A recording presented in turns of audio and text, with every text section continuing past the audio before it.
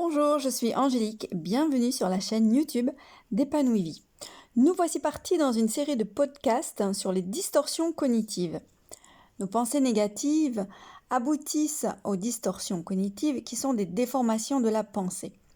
Notre cerveau nous joue bien des tours et la réalité n'est pas toujours celle que l'on croit.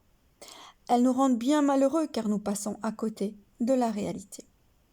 Dans les prochains podcasts, nous allons évoquer la pensée binaire, la généralisation, la dramatisation et tout un tas d'autres distorsions cognitives. Je te laisse découvrir. La plupart du temps, nous contribuons nous-mêmes, inconsciemment, à entretenir ces distorsions. Mais j'en ferai également un lien rapide concernant les techniques préférées des PN, les pervers narcissiques, pour te soumettre à leur volonté et te faire du lavage de cerveau en t'illusionnant grâce aux distorsions. Ou bien encore les techniques des personnes toxiques qui te feront sentir mal. Nous en mesurerons les conséquences sur ta vie et bien entendu, je te donnerai des pistes de solutions, c'est le but, pour améliorer ton raisonnement et te créer une vie épanouie. Parmi les distorsions cognitives, voyons aujourd'hui ce qu'est l'étiquetage. C'est une limitation due à l'utilisation d'une étiquette plutôt que de décrire un comportement ou un résultat spécifique. Exemple, j'ai perdu deviendra je suis un perdant, qui constitue non pas une action, mais une étiquette. Autre exemple, un enfant qui fait une bêtise, c'est fréquent. Mais de là à le cataloguer de sale gosse, cela aura pour conséquence que l'enfant peut s'identifier à cette étiquette.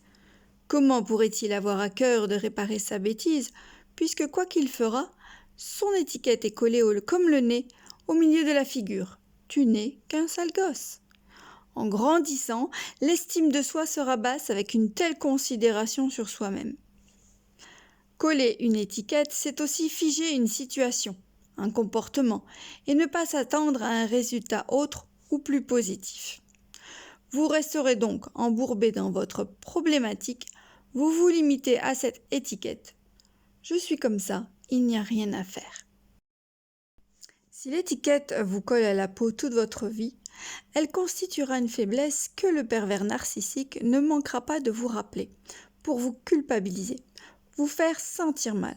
Son objectif étant de vous faire croire que vous ne serez rien sans lui, afin de mieux vous tenir sous son emprise. Bien entendu que vous n'êtes pas limité, vous pouvez être mieux que vos croyances sur vous-même.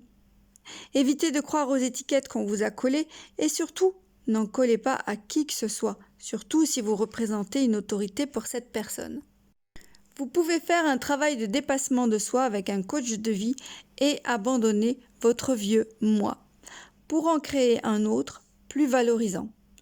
Quelle est la personne que vous voulez vraiment être ? Cela commence par supprimer vos croyances et limitations. Et puis, action. Allez dans le sens que vous recherchez.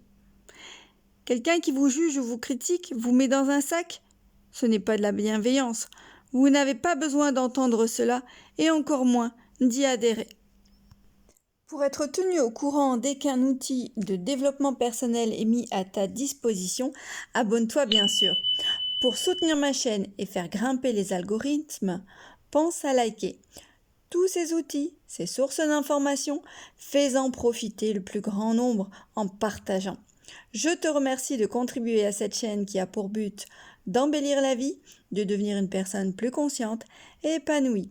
Bien entendu, ces podcasts ne se substituent pas à une véritable séance de développement personnel individuel et surtout personnalisé.